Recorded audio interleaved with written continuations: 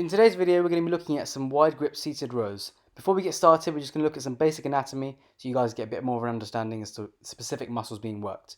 So being the wide grip seated row with our arms more out to the side, we're hitting more of the upper back. So that'll be the traps, rhomboids, rear delts, and the teres major as well. That's literally just because your arms are more out to the side, and so the bar placement will be higher up on your chest as you bring the weight towards you, and so therefore you're not going to hit the lats to as much of a degree as you would in, say, a closer grip row.